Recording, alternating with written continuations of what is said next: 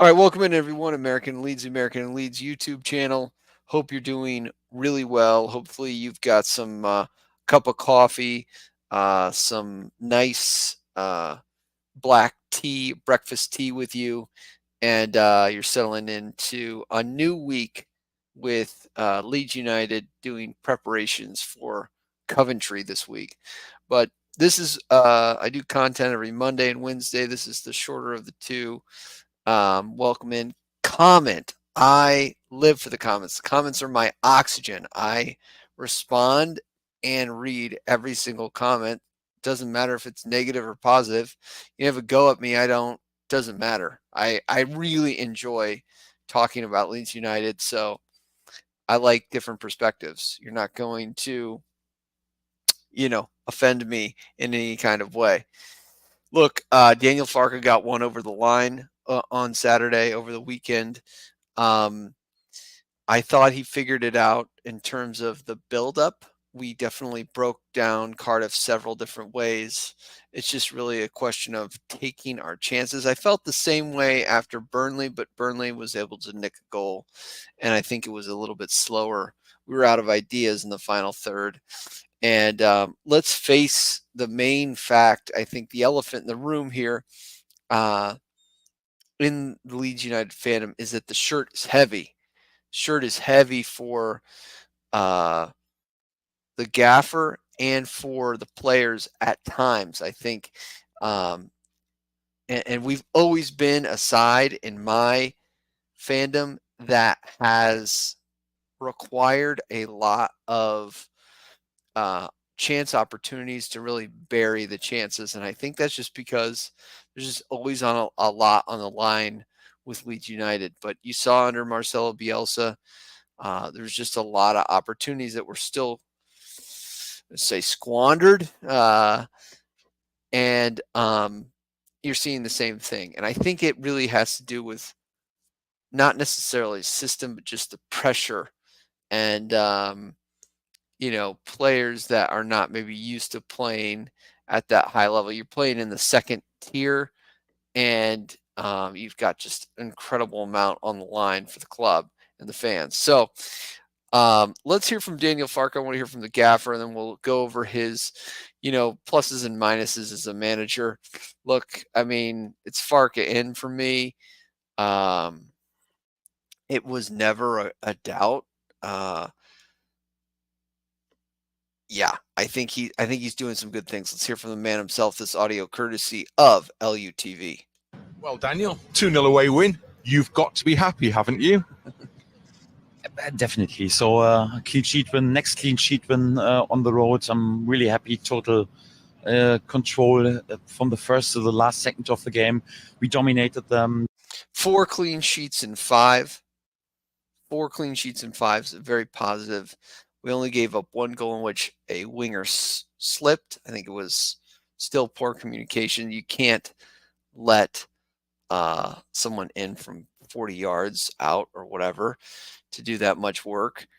But 4 clean sheets in 5. Didn't give one chance away apart from the scene after kickoff after the 2-0 for us. I think we were still celebrating. Apart from this, we didn't give any chance away. Fully focused, fully concentrated, total control. We had nearly 80% possession in this game.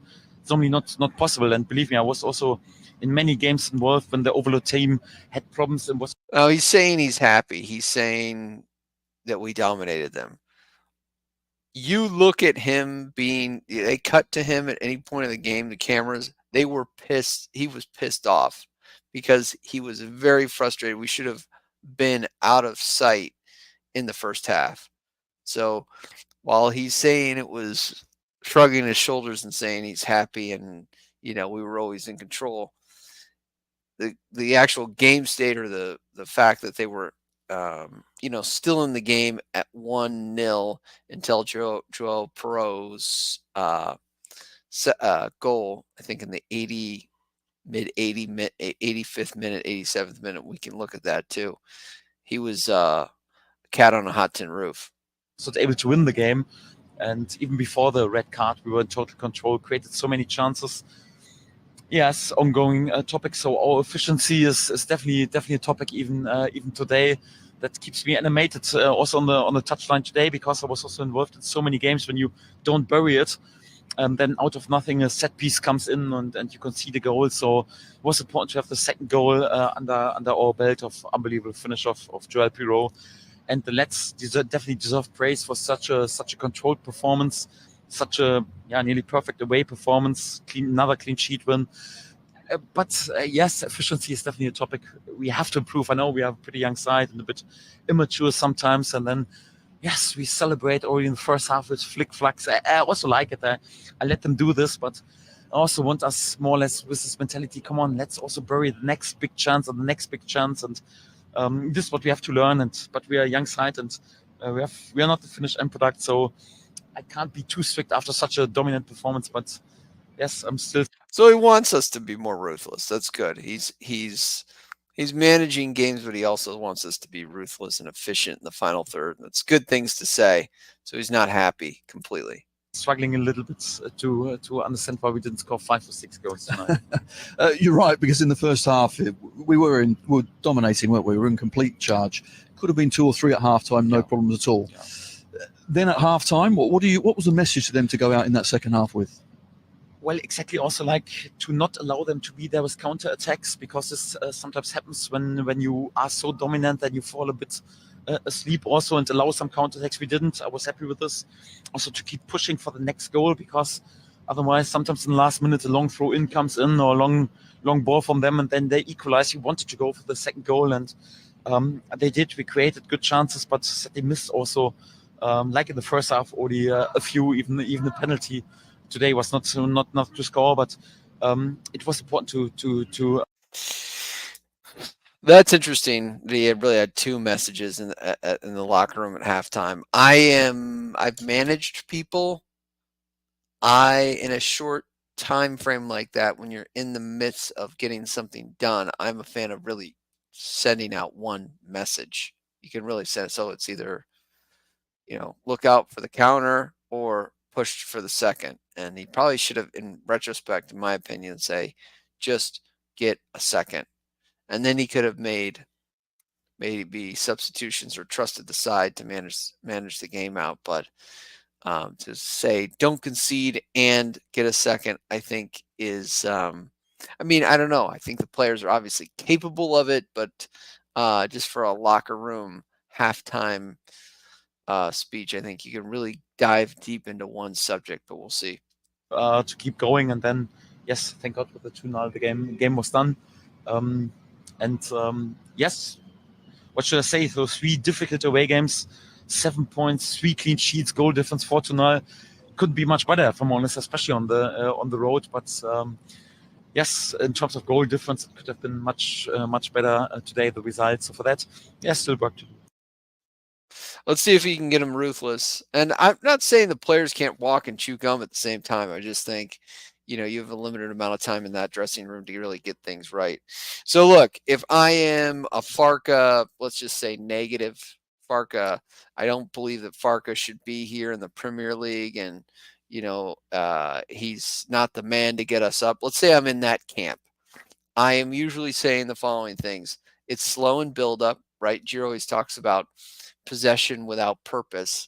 So that we have possession, we have the ball, but there's no purpose behind it. It's not quick enough.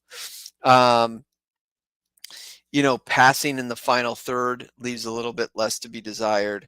And then we are non-existent from set pieces, which is shocking because we all came from the Marcelo Bielsa era, it was hardly even practiced from what we hear from players and stuff like that. So it must be at that level with Danel Farke. And I don't think he really is putting his best set piece delivery players on. I don't know who he's got to put on. I don't think Gruev is it. I think he put on Dan James for a while. I don't think Aronson is it, but I think he can, I think Aronson can go beyond the first man. Is the ball as sharp as you'd like? Probably not. So I think he's struggling a little bit for who to put on corners, and figuring that out.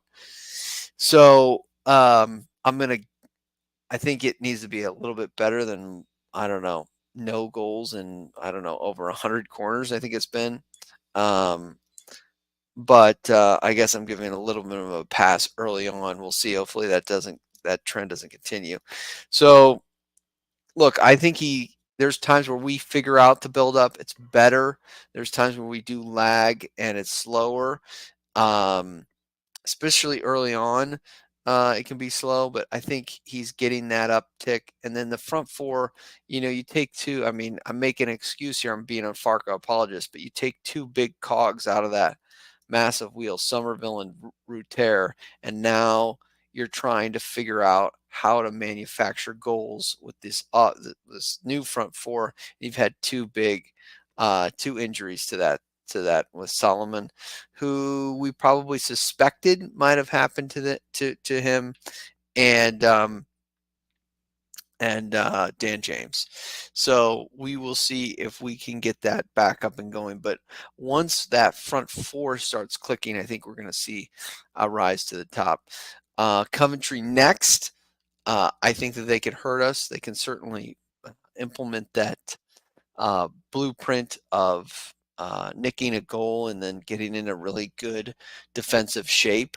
As an American, Haji Wright has found a little bit of a groove. He's got 2 goals in, I believe, 6 starts. And he will be a player, I think, to look out for, certainly at that side. He can certainly hurt us if he gets time and space. So, yeah, I think, but with that being said, we should walk away with 3 points. The big thing next week will be who scores first. We have to score first, and then that will allow us hopefully to get a second and maybe even a third.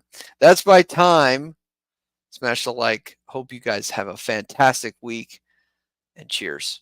Marciano Leeds.